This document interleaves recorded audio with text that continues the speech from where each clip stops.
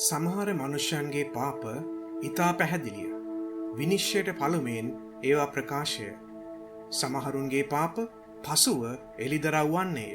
1 තිමෝති 5:24. මා එපා කොට මාගේ වචන පිළි නොගන්නා විනිශ්චය කරන්නෙක් සිටිනසේක. මා කී වචනයම අන්තිම දවසේදී ඔහු විනිශ්චය කරන්නේය.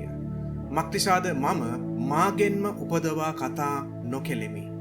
නමුත් මා එවූ මාගේ පියාණන් වහන්සේම මා විසින් කිව යුතු දේ ගැනත් කතා කළ යුතු දේ ගැනත් මට අනක් දී තිබේ. උන්වහන්සේගේ අන සදාකාල ජීවනය බවද දනිමි.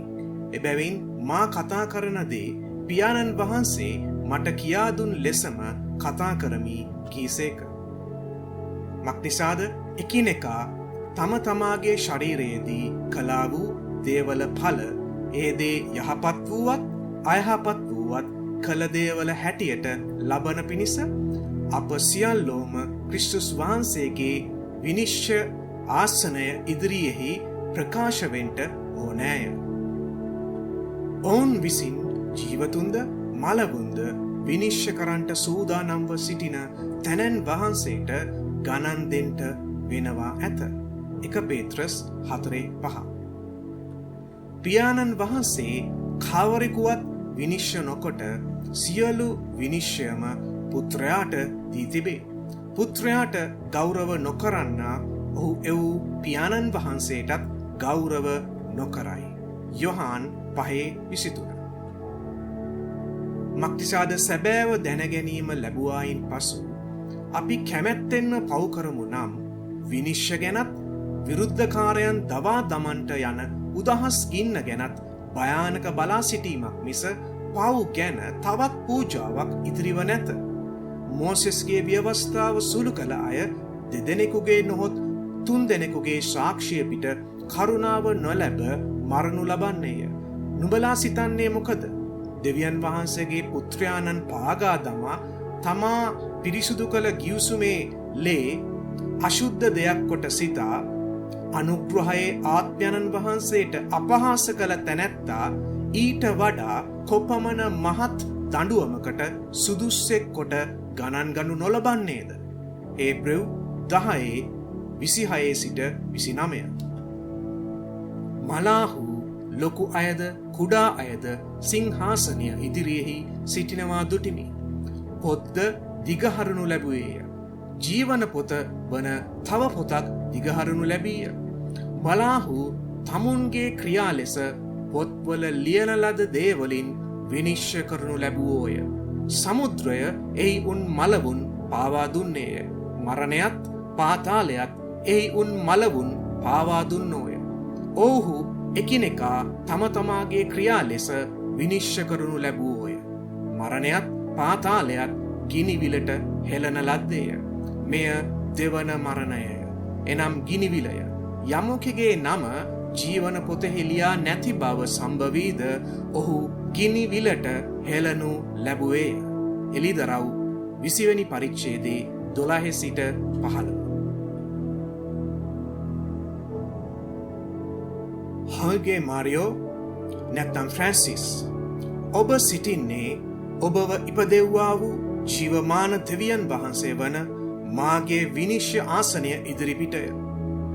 මට ඔබෙන් යම් කාරණා කිහිපයක් අසන්නත් ඔබට ප්‍රකාශ කරන්නත් තිබේ. ඔබද ශුද්ධ වූ පියාණන් නැතහොත් මමද? මාගෙන් ශාපලත් සමලිංගික සම්මිතිවලට ආශිර්වාද කිරීමට ඔබට අවසර දුන්නේ කවුද? මා තුලින් හැර වෙන මාර්ග ආගම් දහම් හරහා ස්වර්ගයට යා හැකි බව පැවසුවේ ඇයි? මාගේ වචනය තුලින් මා එසේ පැවසුවේ නෑනේ. මනුෂ්‍යන්ව පාපෙන් ගලවන්න ලේ වගුරුවමින් පූජා වූයේ මමද මරියාද වෙනත් කෙනෙක්ද? පියාණන් වහන්සේ වෙතට පැමිණෙන්න හැකි එකම මාර්ගය යේසුස් ක්‍රිස්තුස් පමණක් නොවේද? නැත්නම් මරියා හෝ වෙනත් අයත් හරහාද?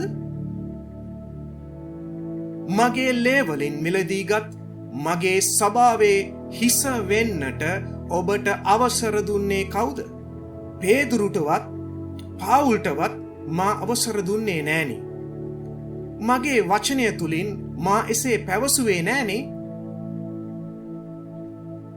කොලොස්සි පළවෙනි පරිච්ඡේදයේ 18. උන්වහන්සේ සභාව නැමැති ශරීරයට හිස්සව සිටිනසේක. උන්වහන්සේ පටන් ගැන්මව මලවුන්ගෙන් කුළුදුලාව සිටිනසේක. එසේව සිටින්නේ උන්වහන්සේම සියල්ලට ප්‍රධානව සිටින පිණිසය. පාප්වරයන්ව මා පත් කළේ නෑනේ. පාප්වරයන්ගේ අනුප්‍රාප්තියක්ද මා අනුමත කළේ නෑනේ. මාගේ ආනුභාවයෙන් දුන් මාගේ ශුද්ධ ලියවිල්ලේ මා ඒ දේ සඳහන් කළේ නෑනේ. එසේනම් කවුද මෙවැනි අධිකාරී බලයක් ස්ථාපිත කළේ? මාගේ ගෝලයෙක් වන පේත්‍රුස්ටවත් මා එවැනි පදවියක් දුන්නේ නැත. මා ස්ථාපිත නොකළ රෝමානු කතෝලික සභාව තුළින් පමණක් ගැලවීම ලැබෙන බව ප්‍රකාශ කළේ කාගේ අධිකාරී බලයෙන්ද? සභාවක් කරා ගැලවීම ලැබෙනවාද?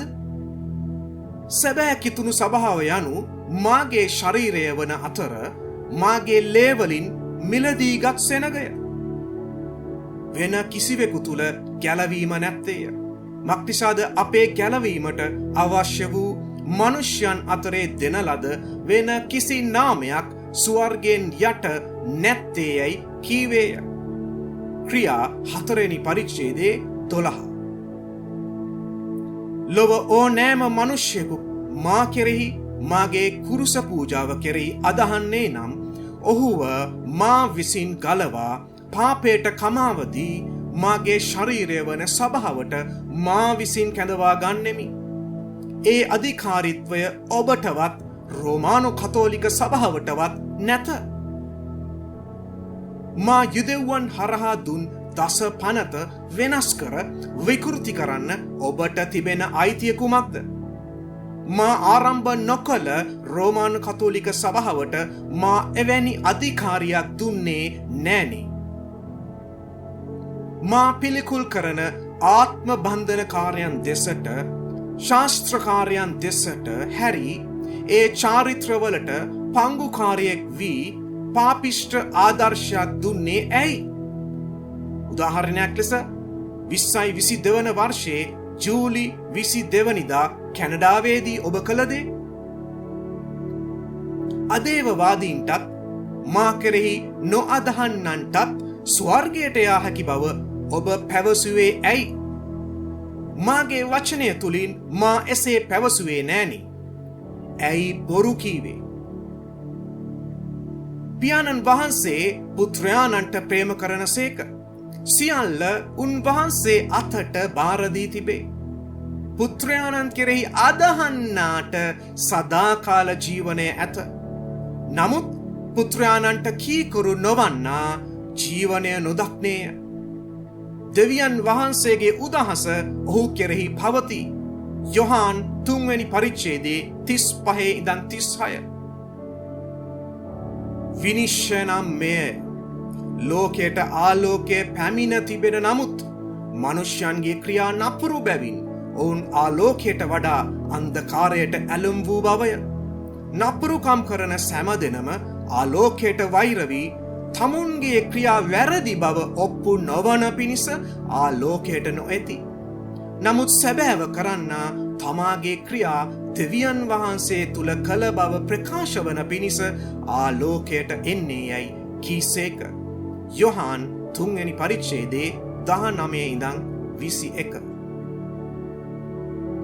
ඇයි ඔබ මා ඒ පැවසූ මාගේ වචනය සුළු කරමින් මනුෂ්‍යයන්ව රැවට්ටුවේ? ඇයි මාගේ විනිශ්චයන් ගැන මනුෂ්‍යයන්ට පවසන්නේ නැතිව ඔවුන්ව මුලාවට ගෙන ගියේ? සෑම මනුෂ්‍යෙක්ම මාගේ දරුවන් යැයි පවසමින් මනුෂ්‍යයන්ව රැවටුවේ ඇයි? නමුත් යම් පමණ දෙනෙක් උන්වහන්සේ පිළිගත්තෝද, එනම් උන්වහන්සේගේ නාමය කෙරෙහි අදහා ගන්නෝද, ඔවුන්ට දෙවියන් වහන්සේගේ දරුවන් වෙන්ට උන්වහන්සේ බලය දුන්සේක.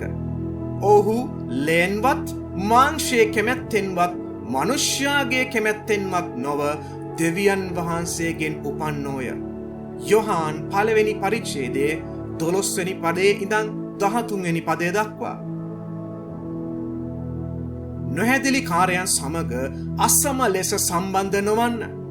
ධර්මිෂ්ඨකමෙත් අධර්මිෂ්ඨකමෙත් ඇති සහභාගීකම මොකද? නොත් අන්ධකාරය සමග ආලෝකයේ ඇති පංගුකාරකම මොකද? බෙලියල් සමග ක්‍රිස්තුස් වහන්සේගේ ඇති එකමුතුකම මොකද? නොත් නොඅදහන කෙනෙකු සමග ඇදහිලිවන්තයෙකුගේ ඇති කොටස මොකද? දේවතා රූප සමග දෙවියන් වහන්සේගේ මාලිගාවට ඇති එකඟකම මොකද? 2 කොරින්ති 6 වෙනි පරිච්ඡේදයේ 14 සිට 18 දක්වා. මක්නිසාද අපි ජීවමාන දෙවියන් වහන්සේගේ මාලිගාවය. එසේම දෙවියන් වහන්සේ කතා කොට මම ඔවුන් අතරේ වාසය කරන්නෙමි, හැසිරෙන්නෙමි. මම ඔවුන්ගේ දෙවියන් වහන්සේව සිටින්නෙමි. ඔහුද මාගේ සෙනගව සිටින්නෝ යයි කීසේක. එබැවින් නුඹලා ඔවුන් අතරෙන් පිටතට ඇවිත් වෙන්ව සිටින්න. අපවිත්‍ර දෙයකට අත නොගසා සිටින්නැයි ස්වාමින් වහන්සේ කියනසේක. එවිට මම නුඹලා පිළිගෙන නුඹලාට පියෙක් වන්නෙමි. නුඹලාද මට පුත්‍රයොත් දූවරුත් වන්නහුය. සර්ව පරාක්‍රම වූ ස්වාමින් වහන්සේ කියනසේක. 2 කොරින්ති 6 වෙනි පරිච්ඡේදයේ 14 සිට 18 දක්වා. ඇයි ඔබ මා ඒ පැවසූ මාගේ වචනය සුළු කරමින් මනුෂ්‍යයන්ව රැවට්ටුවේ? ඔබ ඔබගේ ජීවිත කාලය පුරාම මාගේ වචනය සුළු කරමින් මනුෂ්‍යයන්ව රවට්ටමින් මා පැවසූ නැති දේ ප්‍රකාශ කරමින් ව්‍යාජ ඉගැන්වීම් තුල බිලියන ගණනක මිනිස්සුන්ව මුලාවට ගෙන ගියා. ඔබ මනුෂ්‍යයන්ව මා වෙතට යොමු නොකර මට අවශ්‍ය දේ නොව ඔබගේ සහ සාතන්ගේ න්‍යාය පත්‍ර අනුව ඔබගේ ප්‍රසිද්ධිය උදෙසා ක්‍රියා කළේය. ඔබ මාව නොව මනුෂ්‍යයන්ව සතුටු කළේය. දෙවියන් වහන්සේටත් මනුෂ්‍යයන්ටත් අතරේ මනුෂ්‍යා වූ යේසුස් ක්‍රිස්තුස් වහන්සේට වඩා මරියා සහ තවත් වෙන අය සිටින බව පවසමින් මනුෂ්‍යයන්ව මගෙන් ඈත් කළේ ඇයි? මා පවුල් තුලින් මගේ ස්වභාවට පැවසුවේ කුමක්ද? පවුල් තුලින් මා පැවසුවේ බොරුවක්ද? මක්නිසාද ඇත්තේ එක දෙවි කෙනෙක් සහ දෙවියන් වහන්සේටත් මනුෂ්‍යයන්ටත් අතරේ එක මැදහත්කාර කෙනෙකුත්ය. උන්වහන්සේ සියල්ලන් උදෙසා මිදීමේ මිලයක් කොට තමන්ම දුන්නා වූ මනුෂ්‍යා වූ ක්‍රිස්තුස් යේසුස් වහන්සේය. ඊට සාක්ෂිය නියම කාලවලදී ලැබේ. ඒ පිණිස මම දේශනාකාරයෙක්ද ප්‍රේරිතයෙක්ද ඇදහිල්ල සහ සත්‍ය ගැන අන්‍ය ජාතීන්ගේ ගුරුවරයෙක්ද කොට පත් කරනු ලැබීමි. ඒ ගැන මම බොරුවක් නොකියා සැබෑව කියමි. 1 තිමෝති 2 පරිච්ඡේදයේ 5 සිට 7 දක්වා. මා එලිදරව් කළ දේ පවුල් සත්‍යවාදීව ප්‍රකාශ කරා. මගේ සුභාරංචිය වෙනුවෙන් ඔහු බොහෝ දුක් විඳා. මැරුණෙත් ඒ හැර මලවුන්ගෙන් නැගිටවුණු ලැබුවෙත් දෙවියන් වහන්සේගේ දකුණු පැත්තෙහි සිට අප උදෙසා මැදහත්කම් කරන්නෙත් ක්‍රිස්තුස් වහන්සේය. රෝම 8 වෙනි පරිච්ඡේදයේ 34. මනුෂ්‍යයන් වෙනුවෙන් මැදහත්කාරකම් කරන්නේ ක්‍රිස්තුස් වන මා පමණි. මනුෂ්‍ය වර්ගයා වෙනුවෙන් මියගියේ ක්‍රිස්තුස් වන මා පමණි. මරියා හෝ වෙනත් කිසිවෙකු නොවේ. ඔබ සහ ඔබේ ස්වභාව බොරු කීවේ ඇයි? එබැවින් උන්වහන්සේ කරන කොටගෙන දෙවියන් වහන්සේ වෙතට ළඟා වෙන්නන් උදෙසා මැදහත්කම් කරන පිණිස උන්වහන්සේ නිරතුරුම ජීවත් වන හේයින් ඔවුන් කෙලවර දක්වාම ගලවන්ට උන්වහන්සේට පුළුවන. හේබ්‍රෙව් 7 වෙනි පරිච්ඡේදයේ 25. මා වෙතට ළඟා වෙන්නන් උදෙසා මැදහත්කම් කරන පිණිස යේසුස් ක්‍රිස්තුස් වහන්සේ නිරතුරුම ජීවත් වන අතර මරියාවත් වෙනත් කිසිවෙක්වත් ඒ දේ නොකරයි. මා එවැන්නක් ඔවුන්ට බාර දුන්නේ නැත. දුන්නා නම් මාගේ වචනය තුලින් මා ඒ දේ පවසනවා.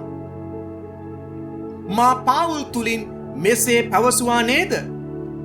එනම් නමුත් අප විසින් නුඹලාට ප්‍රකාශ කළ සුභාරංචිය හැර වෙන සුභාරංචියක් අපවත් ස්වර්ගයෙන් දේවදූතෙක්වත් නුඹලාට ප්‍රකාශ කරතොත් ඔහු ශාප ලද්දෙක් වේවා. නුඹලා පිළිගත් සුභාරංචිය හැර වෙන සුභාරංචියක් යමෙක් නුඹලාට දේශනා කරතොත් ඔහු ශාප ලද්දෙක් වේවායි අප වරක් කී හැටියටම මම දැන් නැවතත් කියමි. ගලාති 1 වෙනි පරිච්ඡේදයේ 8 ඉඳන් 9. ඇයි ඔබත් ඔබේ සභාවත් වෙන සුභාරංචියක් ප්‍රකාශ කළේ? ඇයි යක්ෂයාගේ රැවටීම් වලට හසු වී ව්‍යාජ හාස්කම් හා ව්‍යාජ මරිය දර්ශනවලට හසු වී මුලාව ව්‍යාප්ත කළේ? තවද මරියාව මා ස්වර්ගයට ඔසවා ගත්තේ නැත. එසේ කළා නම් මාගේ අනුභවයෙන් දුන් මාගේ ශුද්ධ ලියවිල්ල තුලින් මා ඒ දේ ප්‍රකාශ කරමි. ශුද්ධවන්තයන්ව ස්වර්ගයට ඔසවා ගැනීමට මා කාලයක් නියම කර තිබේ. එය රෝමානු කතෝලික සභාවට අනුව නොව මාගේ වචනයට අනුවය. තවද සහෝදරයනි, බලාපොරොත්තුවක් නැත්තා වූ අන් තැනැත්තන් මෙන් නුඹලා ශෝක නොවන පිණිස සැතපෙන්නන් ගැන නුඹලා නොදැන සිටිනවාට අපි නොකමැත්තෙමු. මක්නිසාද යේසුස් වහන්සේ මැරි නැවත නැගෙටුණු සේකයි අපි අදහමු නම්, එසේම දෙවියන් වහන්සේ යේසුස් වහන්සේ කරන කොටගෙන සැතපී සිටින්නන් උන්වහන්සේ සමග ගෙනෙන සේක. මක්නිසාද ස්වාමින් වහන්සේගේ ඊම දක්වා ජීවත්ව ඉතුරු වෙන අපි සැතපුණු තැනැත්තන්ට කිසිසේත් ඉස්සර නොවන්නෙමුයි ස්වාමින් වහන්සේගේ වචනයෙන් අපි නුඹලාට කියමු. මක්නිසාද ස්වාමින් වහන්සේම මහත් ශබ්දයක්ද උත්තම දේවදූතයෙකුගේ හඬද දෙවියන් වහන්සේගේ හොරණෑ නාදයද ඇතුව ස්වර්ගෙන් බස්නාසේක. ක්‍රිස්තුස් වහන්සේ තුල මලා වූ අය පළමු කොට නැගිටින්නෝය. එවිට ජීවත්ව ඉතුරුව සිටින අපි එක විටම ඔවුන් සමග ස්වාමින් වහන්සේ සම්මුඛ වන පිණිස වලාකුල් වලින් අහසට ඇද ගනු ලබන්නෙමුව. මෙසේ අපි නිතරම ස්වාමින් වහන්සේ සමග සිටින්නෙමුව.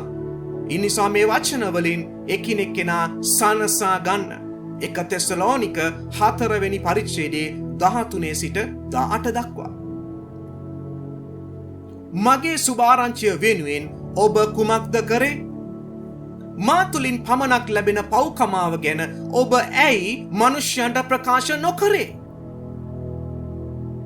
ඇයි ඔබ ලෝකවාසීන්ව පසුතැවීමට පමුණුවමින් ජීවමාන එකම දෙවියන් වහන්සේ වන මාහට යොමු නොකළේ?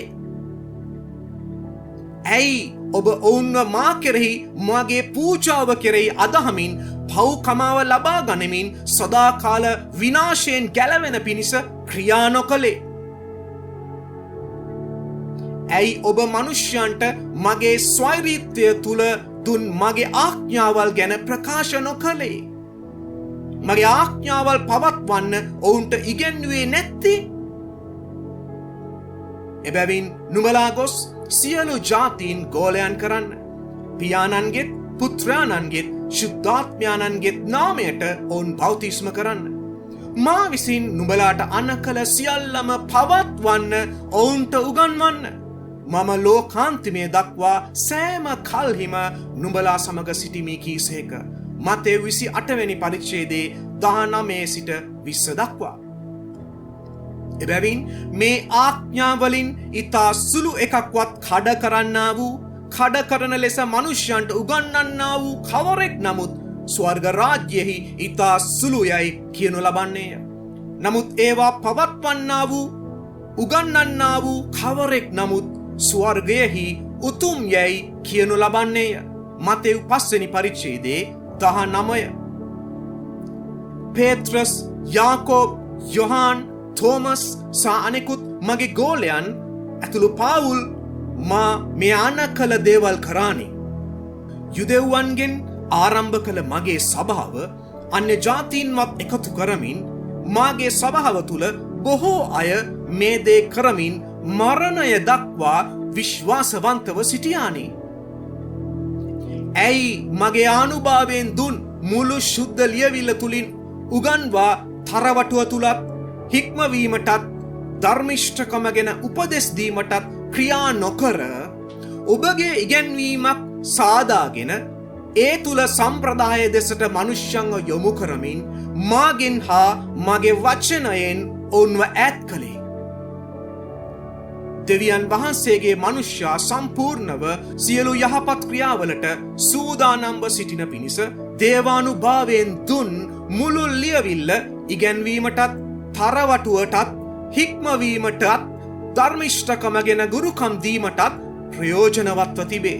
2 තිමෝති 3 වෙනි පරිච්ඡේදයේ 16 සිට 17. සත්‍යතාවය මාගේ වචනයද?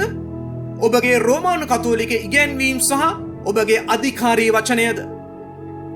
මාගේ වචනේ මෙසේ පැවසුවා නොවේද?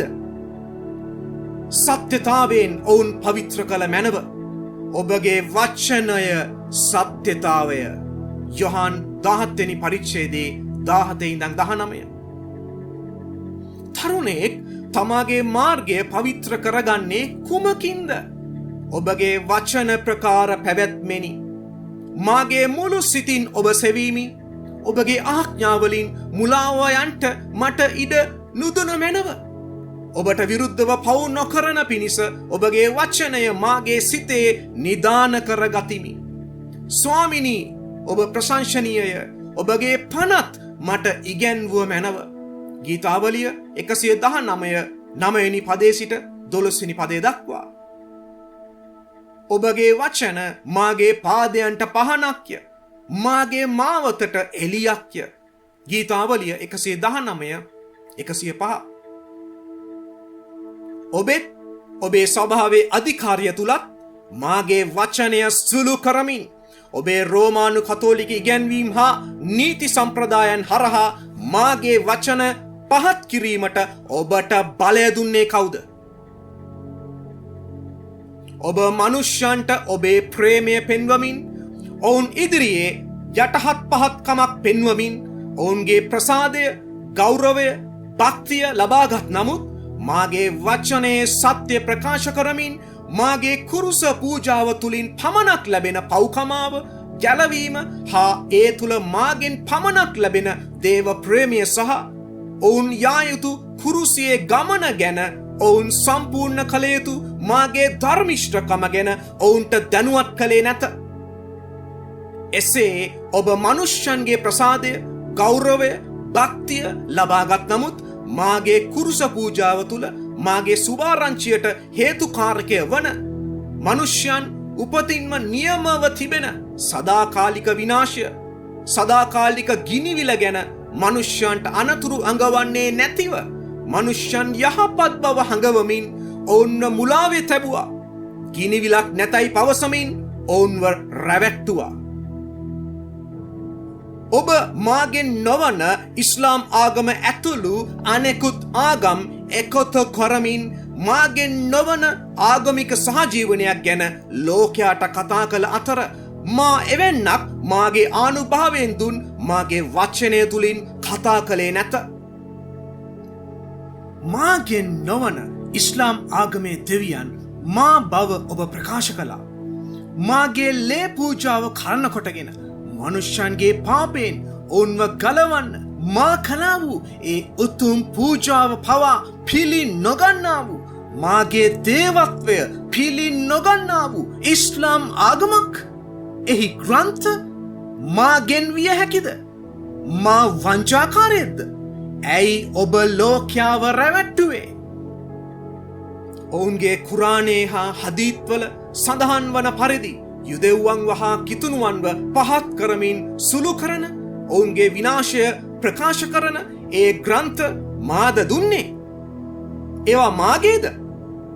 එසේනම් ඒවා අනුමත කරමින් මා ප්‍රේම කරන මා තෝරාගත්තා වූ ඒ ජාතිය වන යුදෙව්වන්වත් මා විනාශ කරන්නේද?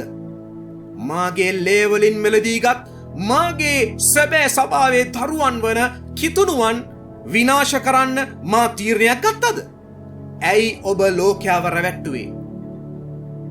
දවාලෙහි එලියක් පිණිස ඉරද, රාත්‍රියේ එලියක් පිණිස සඳ සහ තාරකාවල නියෝගද දෙන්නා වූ, මුහුදේ රළ ഘോഷා කරන ලෙස එය කලඹන්නා වූ සේනාවල ස්වාමින් වහන්සේ යන නාමය ඇත්තා වූ ස්වාමින් වහන්සේ මෙසේ කියනසේක. ඒ නියෝග මා ඉදිරියෙන් පහ වුණොත් ඊශ්‍රායල් වංශයත් කවදාවත් මා ඉදිරියෙහි ජාතියක්ව නොසිටින ලෙස පහවෙනවා ඇතැයි ස්වාමින් වහන්සේ කියනසේක. ස්වාමින් වහන්සේ මෙසේ කියනසේක.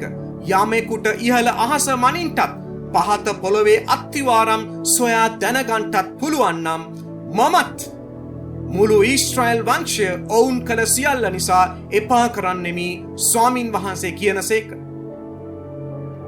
ක්‍රිස්ලාම් ලෙස යුදෙව් කිතුණු හා ඉස්ලාම් ආගම් එකතු කරමින් ආගමික සහජීවනයක් හා අලුත් ආගමක් ගැන මාගේ ආනුභාවයෙන් දුන් මාගේ ශුද්ධ ලියවිල්ලේ මා සඳහන් කර තිබේද?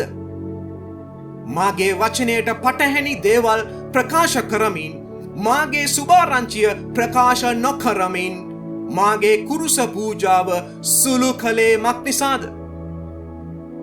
මා ශුද්ධ වූ එකම දෙවියන් වහන්සේ බවත්, සේනාවල ස්වාමින් වහන්සේ බවත්, ඊශ්‍රායල්ගේ දෙවිඳුන් බවත්, මා කිසිදාක වෙනස් නොවන බවත් ඔබ ලෝකයාට ප්‍රකාශ නොකළේ ඇයි? මා තෝරාගත් මාගේ අපොස්තුලවරුන් 12 දෙනා කළ ඒ මාගේ සේවය, ඔවුන් මාගේ සුභාරංචිය ප්‍රකාශ කරමින් මුළු ලෝකයාට මාගේ පූජාව ප්‍රකාශ කළ අතර, ඔබ ඔවුන්ට කිසිසේත් සමාන නොවන අතර, ඔවුන් මෙන් මා වෙනුවෙන් සේවය නොකළ අතර, ඔවුන් මෙන් මාගේ වචනයේ අධිකාරීත්වය තුළ මාගේ සුභාරංචිය ප්‍රකාශ නොකළ අතර, වෙනත් සුභාරංචියක් ප්‍රකාශ කරමින් මාගේ අරමුණු සංගවමින් මාගේ වචනය තුළින් එළිදරව් කරා වූ මාගේ කැමැත්ත ඔබ නොකරමින් ඔබට අවශ්‍ය දේ කළා පමණි. ඔබ කාලගුණ විපර්යාස හා සොබාදහම ගැන ලෝකවාසීන්ට කතා කරමින්, රට රාජ්‍යවලට ගමන් කරමින්, ඔවුන්ගේ දේශපාලනයන්ට පවා අත ගසමින්, ආර්ථිකයන්ට අත ගසමින්, බොහෝ ලෝකයේ භූමික කාරණා ගැන ඔබ වෙහෙස වූ නමුත් ඔබ ගියා වූ ඒ රට රාජ්‍යවල් වලට මාගේ කුරුස පූජාව ප්‍රකාශ කරමින්, මා තුලින් පමණක් ස්වර්ගයට යා හැකි බව ප්‍රකාශ කරමින්, මනුෂ්‍යයන්ව පසුතැවීමට ගෙනෙමින්, ඔවුන්ට මා කෙරෙහි අදහමින් මා වෙතට හැරෙන පිණිස මාගේ සුභාරංචිය ප්‍රකාශ නොකළේ ඇයි? ලෝකයේ සියලු අර්බුදවලට හේතුව මනුෂ්‍යයන්ගේ පාප ස්වභාවය නොවේද? මේ ලෝකයේ දෙවියා වන යක්ෂයා විසින් මනුෂ්‍යයන්ගේ සිත් අන්ධ කර ඇති බව මාගේ වචනයෙන් මා ප්‍රකාශ කළ ඇති අතර, ඔබ රට රාජ්‍යවල් වලට ගොස් එම ජනතාවට එම අන්ධකාරයෙන් ගැලවෙන පිණිස, යක්ෂයාගේ ග්‍රහණයෙන් මිදෙන පිණිස මාගේ කුරුස පූජාව ගැන සුභාරංචිය ඔවුන් වෙතට රැගෙන නොගියේ ඇයි? ඔබ මාගේ නාමය දරමින් මුළු ලෝකයාගේ ආකර්ෂණය ඔබ වෙතට ලබා ගනිමින්, ඔවුන්ගේ භක්තිය ඔබ වෙතට ලබා ගනිමින්, මුළු මනුෂ්‍ය වර්ගයා මට දිය යුතු ප්‍රශංසාවද, නමස්කාරයද, ඒ ගෞරවයද ඔවුන් මාහට දෙන පිණිස ඔවුන්ට මඟ පෙන්වමින්, ඔවුන්ට එකම සත්‍ය වූ මාගේ මාර්ගය නොපෙන්වූයේ ඇයි?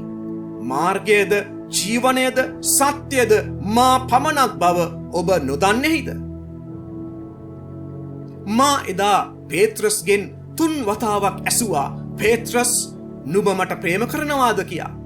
පේත්‍රස් ශෝකයෙන් ප්‍රකාශ කර දේ ඔබට මතක නැද්ද? මා පේත්‍රස්ට පැවසුවේ මාගේ බැටළුවන් පෝෂණය කරන්න, පාලනය කරන්න කියාය. එය ඔබ කළා වාගේ අධිකාරී බලයක් නොවේ. නමුත් ඔබ මුළු ලෝකයා වෙතට මාගේ සුභාරංචිය ප්‍රකාශ නොකරමින් මාගේ එඬේරත්වය හඳුන්වා නොදෙමින් මා එළිදරව් කළා වූ මාගේ කැමැත්ත ඔබ ඉෂ්ට කළේ නැත. ඔබ සැබවින්ම මා මේ පැවසුවා වූ සෑම දේ තුළ මාගේ වචනේ මා ආඥා කර ඇති ප්‍රකාරයට මුළු සිතින්, මුළු ආත්මයෙන්, මුළු ශක්තියෙන්, මුළු බුද්ධියෙන් මට ප්‍රේම කළේ නැත.